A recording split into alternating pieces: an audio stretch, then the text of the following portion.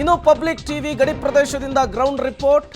Shell ದಾಳಿಯ ಹಿನ್ನೆಲೆಯಲ್ಲಿ ಜನರನ್ನ ಸ್ಥಳಾಂತರ ಮಾಡ್ತಾ ಇರುವಂತಹ ವಿಚಾರಕ್ಕೆ ಸಂಬಂಧಪಟ್ಟಂತೆ ರಜೌರಿ ಬಸ್ ನಿಲ್ದಾಣದಲ್ಲಿ ಪಬ್ಲಿಕ್ ಟಿವಿ ಪ್ರತ್ಯಕ್ಷ ವರದಿಯನ್ನು ಕೊಟ್ಟಿದೆ. ಅಲ್ಲಿಯ ಸ್ಥಳೀಯರನ್ನ ಮಾತನಾಡಿಸಿರುವಂಥದ್ದು. ಮತ್ತಷ್ಟು ಡೀಟೇಲ್ಸ್ ಅನ್ನು ಕೊಡ್ತಾರೆ ಶಬೀರ್, ನೇರ ಸಂಪರ್ಕದಲ್ಲಿ ಜಾಯ್ನ್ ಆಗಿದ್ದಾರೆ. ಶಬೀರ್, ಕ್ಷಣದಿಂದ ಕ್ಷಣಕ್ಕೆ ಪರಿಸ್ಥಿತಿ ಬಿಗಡಾಯಿಸ್ತಾ ಇದೆ. ಗಡಿ ಪ್ರದೇಶದಲ್ಲಿ ಜನ ಓಡಾಡೋದಕ್ಕೂ ಕೂಡ ಹೆದರುವಂತಹ ಪರಿಸ್ಥಿತಿ ಇದೆ. ಈಗ ಸದ್ಯಕ್ಕೆ ನೀವಿರುವಂತಹ ಜಾಗದಲ್ಲಿರುವಂತಹ ಸಿಚುವೇಶನ್ನು ಸ್ಥಳೀಯರು ಏನೆಲ್ಲ ಹೇಳ್ತಾ ಇದ್ದಾರೆ ಅಂತ ಹೇಳಿ ಎಕ್ಸ್ಪ್ಲೇನ್ ಮಾಡಬಹುದಾ ಅಂತ? ಖಂಡಿತವಾಗ್ಲೂ ಪ್ರೇಮ್, ಈಗ ನಾನು ರಜೌರಿ ನಗರ ಏನಿದೆ ಆ ನಗರದ ಮುಖ್ಯ ಭಾಗದಲ್ಲಿದ್ದೀನಿ. ಅಂದರೆ ಇದೊಂದು ರೀತಿ ಬಸ್ ಸ್ಟ್ಯಾಂಡ್ ಅಂತ ಅನ್ಕೋಬಹುದು ನೀವು. ಇಲ್ಲಿ ಜನ ಯಾವ ರೀತಿ ಆತಂಕದಲ್ಲಿದ್ದಾರೆ ಅನ್ನುವಂಥದ್ದನ್ನು ಕೂಡ ನಾನು ನಿಮಗೆ ತೋರಿಸುವಂಥ ಕೆಲಸಗಳನ್ನು ಕೂಡ ಮಾಡ್ತೀನಿ. ನೀವು ನನ್ನ ಹಿಂಭಾಗದಲ್ಲಿ ನೋಡ್ಬೋದು, ಬಸ್ ಅಡ್ಡ ಇದು ಅಥವಾ ಖಾಸಗಿ ಬಸ್ ನಿಲ್ದಾಣ ಅಂತಲೂ ಕೂಡ ನಾವು ಇದನ್ನು ಕರಿಬೋದು. ಇಲ್ಲೀಗ ಜನರು ಇಲ್ಲಿಂದ ನಗರವನ್ನು ತೊರೆಯುವಂಥ ಕೆಲಸವನ್ನು ನಿರಂತರವಾಗಿ ಮಾಡ್ತಾ ಇದ್ದಾರೆ. ಯಾಕೆ ಅಂದರೆ ನಿನ್ನೆ ರಾತ್ರಿ ಇಲ್ಲಿ ಭಾಳ ದೊಡ್ಡ ಪ್ರಮಾಣದ ದಾಳಿಯಾಗಿದೆ. ರಜೌರಿ ಪೂಂಚನ್ನು ಟಾರ್ಗೆಟ್ ಮಾಡಿಕೊಂಡು ನಿರಂತರವಾದಂಥ ದಾಳಿಯನ್ನು ಮಾಡುವಂಥ ಕೆಲಸಗಳಾಗಿದ್ದಾವೆ. ಸೊ ಹೀಗಾಗಿ ಇಲ್ಲಿರುವಂಥ ಜನರಿಗೆ ಒಂದು ರೀತಿ ಆತಂಕ ನಿರ್ಮಾಣ ಆಗಿರುವಂಥದ್ದು, ಇದು ಸೇಫ್ ಅಲ್ಲ ಅನ್ನುವಂಥದ್ದು ಮನವರಿಕೆ ಆಗಿರುವಂಥದ್ದು. ಇಷ್ಟು ದಿನ ಬೇರೆ ಬೇರೆ ಪ್ರದೇಶಗಳಲ್ಲಿ ದಾಳಿ ಆಗ್ತಾ ಇತ್ತು, ಸಣ್ಣ ಪುಟ್ಟ ಶೆಲ್ಲಿಂಗ್ ಕೂಡ ರಜೌರಿಯಲ್ಲಿ ಆಗ್ತಾ ಇತ್ತು. ಆದರೆ ನಿನ್ನೆ ಮಾತ್ರ ಪಾಕಿಸ್ತಾನ ಬಹಳ ದೊಡ್ಡ ಪ್ರಮಾಣದಲ್ಲಿ ಡ್ರೋನ್ ದಾಳಿಯನ್ನು ಮಾಡಿದೆ. ನಮಗಿರುವಂಥ ಮಾಹಿತಿಗಳ ಪ್ರಕಾರ ಇಲ್ಲೊಂದಿಷ್ಟು ಜನ ಸ್ಥಳೀಯರಿಂದ ಮಾಹಿತಿಯನ್ನು ಪಡ್ಕೊಂಡಂಥ ಸಂದರ್ಭದಲ್ಲಿ ಗೊತ್ತಾಗಿರುವಂಥದ್ದು 3 ಹಳ್ಳಿಗಳ ಮೇಲೆ ಬಹಳ ತೀವ್ರವಾದಂಥ ಪರಿಣಾಮಗಳಾಗಿದ್ದಾವೆ, ಕ್ಯಾಜುಯಾಲಿಟೀಸ್ಗಳಾಗಿದ್ದಾವೆ, ಸಾವುಗಳಾಗಿದ್ದಾವೆ. ಆದರೆ ಅದ್ರ ಬಗ್ಗೆ ಇನ್ನೂ ಕೂಡ ಅಧಿಕೃತ ಮಾಹಿತಿಗಳು ಬಂದಿಲ್ಲ.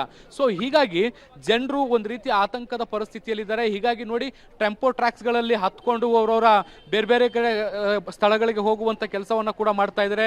ಇಲ್ಲಿಂದ ಕಾಲ್ ಕಿತ್ತರೆ ಸಾಕು ಅನ್ನುವಂತಹ ಮನಸ್ಥಿತಿಗೂ ಕೂಡ ಅವ್ರು ಬಂದಿರುವಂಥದ್ದು. ಯಾಕೆಂದರೆ ಎಲ್ಲರಿಗೂ ಕೂಡ ಒಂದು ಒತ್ತಡ ಇರುವಂಥದ್ದು, ಅವ್ರವ್ರ ಕುಟುಂಬಸ್ಥರು ಕೂಡ ಫೋನ್ ಮಾಡ್ತಿದ್ದಾರೆ. ಸೊ ಹಾಗಾಗಿ ಸಾಧ್ಯವಾದಷ್ಟು ಪೂಂಚ್ ತೊರಿಬೇಕು ಅಥವಾ ರಜೌರಿ ತೊರಿಬೇಕು ಅನ್ನುವಂಥ ನಿಟ್ಟಿನಲ್ಲಿ ನಿರ್ಧಾರಗಳನ್ನ ಮಾಡ್ತಿದ್ದಾರೆ. ನೋಡಿ, ರಜೌರಿಯಲ್ಲಿ ಪೂಂಚ್ನಲ್ಲೂ ಕೂಡ ಸ್ಟಿಲ್ ಈ ಕ್ಷಣಕ್ಕೂ ಕೂಡ ಅಲ್ಲಿ ನಿರಂತರವಾದಂಥ ಶೆಲ್ಲಿಂಗ್ ಆಗ್ತಾ ಇದೆ. ಅಲ್ಲಿ ಇನ್ನೂ ಕೂಡ ಬಾಂಬ್ ದಾಳಿ ನಡೀತಾ ಇರುವಂಥದ್ದು. ಇಲ್ಲಿ ನಾನು JK ಪೊಲೀಸ್ ಅವ್ರನ್ನ ಮಾತಾಡಿಸ್ತಿದ್ದೆ. ಅವರು ಕೂಡ ಹೇಳ್ತಾ ಇದ್ರು 12 ಗಂಟೆ ಮೇಲೆ ಇಲ್ಲಿ ಪರಿಸ್ಥಿತಿ ಏನ್ ಬೇಕಾದರೂ ಆಗ್ಬೋದು, ಮತ್ತೆ ಇಲ್ಲಿ ದಾಳಿ ಆಗುವಂತ ಸಾಧ್ಯತೆಗಳಿದಾವೆ. ರಾತ್ರಿ ಅನ್ನುವಂಥದ್ದು ಇಲ್ಲಿ ಸೇಫ್ ಅಲ್ವೇ ಅಲ್ಲ ಅನ್ನುವಂಥದ್ದು. ನೋಡಿ, ಇವರೆಲ್ಲರೂ ಕೂಡ ಬಸ್ ಏಜೆಂಟ್ಗಳು ಬರುವಂತ ಪ್ರಯಾಣಿಕರಿಗೆ ಟೈಮ್ ಅನ್ನ ಹೊಂದಾಣಿಕೆ ಮಾಡುವಂಥದ್ದು ಅಥವಾ ವಾಹನಗಳ ಸೌಲಭ್ಯವನ್ನು ಕಲ್ಪಿಸಿಕೊಡುವಂತ ಪ್ರಯತ್ನಗಳನ್ನ ಕೂಡ ನಿರಂತರವಾಗಿ ಮಾಡುವಂತ ಕೆಲಸಗಳನ್ನ ಕೂಡ ಮಾಡ್ತಿದ್ದಾರೆ. ಒಂದಿಷ್ಟು ಜನ ಸ್ಥಳೀಯರಿದ್ದಾರೆ, ಅವ್ರನ್ನ ಮಾತಾಡಿಸುವಂತ ಕೆಲಸವನ್ನ ಕೂಡ ಮಾಡ್ತೀನಿ. आप लोकल है भैया? लोकल ही है। कल क्या हुआ था रात में? कुछ नहीं, जरा हुआ था रात को, जरा गोले गोले बड़े हैं बात रात को 9:30 9 8:30 के बजे की बात हुआ। ड्रोन गिन आया था? हाँ, आपने देख लिया? हाँ रात को हमने बहुत देखा है। क्या हुआ था सर, रात में क्या हुआ था? ये इधर से मैंने था, मैं बाहर था गई। अच्छा, मैं जम्मू से चल रहा था, रात को हमने देखा है। ನಮ್ಮ ಜೊತೆ ಮತ್ತೊಬ್ರು ಇಲ್ಲಿ ಇದಾರೆ, ಮಾತಾಡಿಸ್ತೀನಿ. आप यहाँ सारे लोग को यहाँ से मतलब कौन जाने चाहते हैं उनको जाने के लिए व्यवस्था कर रहे हैं, क्या माहौल यहाँ आपको दिखाई दे रहा है? यहाँ थोड़ा सा डर का माहौल हो चुका है और बाहर के लोग जो यहाँ पे काम करने आए थे, जैसे यूपी बिहार के लोग यहाँ काम कर रहे थे, उनके अंदर एक डर का माहौल हो चुका है और वो अपने अपने घर जा रहे हैं. और जैसे हमें यहाँ की हमारी एडमिनिस्ट्रेशन ने कहा है कि इन लोगों को सेफली इनको जम्मू तक छोड़ा जाए और जम्मू से इनके लिए एक स्पेशल ट्रेन है जो इनको इनके घर तक पहुँचाएगी. और हमें सुबह से हम यहाँ रात भर हम इनके साथ रहे हैं ताकि ये थोड़ा डरे ना. हमने इनको हौसला अफजाई की है कि कुछ नहीं होगा, आप लोग बिल्कुल सेफली आपको घर पहुंचाया जाएगा और हम अपना वही काम कर रहे हैं. ओके, कल रात क्या सीन था इधर? ड्रोन गिन अटैक हुआ था, एक 3 विलेजेस में बहुत डैमेज हुआ बोल के सुना मैंने. सर, कल रात को पाकिस्तान की तरफ से कुछ ड्रोन जो छोड़े गए थे जम्मू कश्मीर की तरफ, जिसको हमारे जो सैनिक हैं, हमारे हिंदुस्तान की फोर्सेस ने उनको आसमान पे ही ख़त्म कर दिया और कोई भी ऐसा कोई नुकसान की खबर नहीं हुई.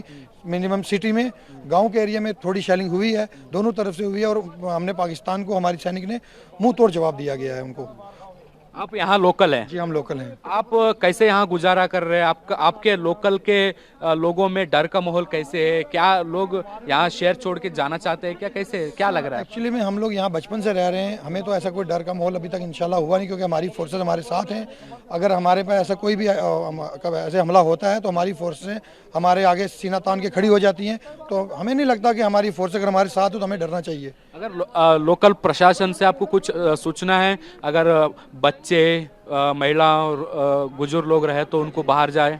नहीं, हमारी फोर्सेस ने हमें एक शेल्टर दिए हुए हैं, अंडरग्राउंड शेल्टर हैं, जिसमें उन्हें रात को ही जो भी लोकल लोग थे उनको शेल्टर में रखा गया था और वो भी सेफली हैं. मैं अभी तक तो हमारे पास ऐसी कोई खबर नहीं आई जिसमें, हाँ डर का माहौल है, डर का माहौल आवाम के अंदर है. कई लोग जो गाँव के थे वो गाँव में चले गए हैं सिटी से, और जो बाहर के लोग थे वो बाहर चले गए हैं. और इससे जो है और बाकी जो फोर्सेस हैं हमारी हैं उन्होंने हमारा पूरा साथ दिया है और हमें फोर्स ने हमें पूरा यही हमारा ध्यान रखा गया जो ये बाहर से लोग आ रहे हैं वो किस तरह के डर का माहौल में है, कैसे जा रहे हैं? एक्चुअली में उन्होंने ऐसा माहौल कभी देखा नहीं है और हम फर्स्ट टाइम ऐसा हुआ है और वो मिनिमम जो है सिटी बाहर के लोग अभी तक सिटी से निकल चुके हैं और हम सुबह 2 बजे रात के 2 बजे हम उनको निकाल रहे हैं और कई लोग अपने अपने अपने अपने घरों में पहुंच भी चुके हैं और हमारा जहां तक कोशिश है कि बाहर का कोई भी आदमी यहाँ पे जिसको कोई नुकसान ना हो, हम ये चाहते हैं कि हमारी तरफ से उसको कोई ऐसा नुकसान हो वो अपने घर भी सेफली पहुंचे हमारे अपने परिवार के साथ। ಪ್ರೇಮ್ ನೀವು ಕೇಳಿಸ್ಕೊಂಡ್ರಿ ನೋಡಿ, ಇಲ್ಲಿ ಸರ್ಕಾರಿ ಬಸ್ಗಳಿಲ್ಲ, ಸರ್ಕಾರಿ ಬಸ್ಗಳು ಕನೆಕ್ಟಿವಿಟಿಗಳು ಬಹಳಷ್ಟು ಕಡಿಮೆ, ಯಾಕಂದ್ರೆ ಗುಡ್ಡಗಾಡು ಪ್ರದೇಶ ಆಗಿರುವಂತ ಹಿನ್ನೆಲೆಯಲ್ಲಿ ರಜೋರಿ ಇದೆಯಲ್ಲ ಇದು ಇಂಟರ್ನ್ಯಾಷನಲ್ ಬಾರ್ಡ್ಗೆ ಬಹಳಷ್ಟು ಹತ್ತಿರದಲ್ಲಿರೋ ಜಾಗ. ನಾನು ಮತ್ತೊಂದು ಜಾಗ ತೋರಿಸ್ತೀನಿ ನಿಮಗೆ. ಈ ಬೆಟ್ಟ ನೋಡ್ತಿದ್ದೀರಲ್ಲ, ಈ ಬೆಟ್ಟಕ್ಕೆ ಹೊಂದಿಕೊಂಡಂತಹ ಹಿಂದಿನ ಭಾಗದಲ್ಲಿ ಅಂದ್ರೆ ಈ ಟೌನ್ ಇದೆಯಲ್ಲ, ನಾವಿರುವಂತ ಜಾಗ ಇದೆಯಲ್ಲ, ಇದು ಬೆಟ್ಟದ ಆಚೆಗೂ ಕೂಡ ಮತ್ತೊಂದು ಟೌನ್ ಇದೆ. ಮುಖ್ಯವಾಗಿ ನಾನು ರಜೋರಿಯಲ್ಲಿ ಓಡಾಡಬೇಕಾದಂಥ ಸಂದರ್ಭದಲ್ಲಿ ನನಗೆ ಕಂಡು ಬಂದಂಥ ದೃಷ್ಟಿಗಳು, ಯಾಕೆ ರಜೋರಿಯನ್ನ ಭಯೋತ್ಪಾದಕರು ಅಥವಾ ಪಾಕಿಸ್ತಾನ ಟಾರ್ಗೆಟ್ ಮಾಡುತ್ತೆ ಅಂದ್ರೆ ಹೆವಿ ಬೇಸ್ ಕ್ಯಾಂಪ್ಗಳು, ಮಿಲಿಟರಿ ಬೇಸ್ ಕ್ಯಾಂಪ್ಗಳು ಅತಿ ಹೆಚ್ಚು ಇರುವಂಥದ್ದು.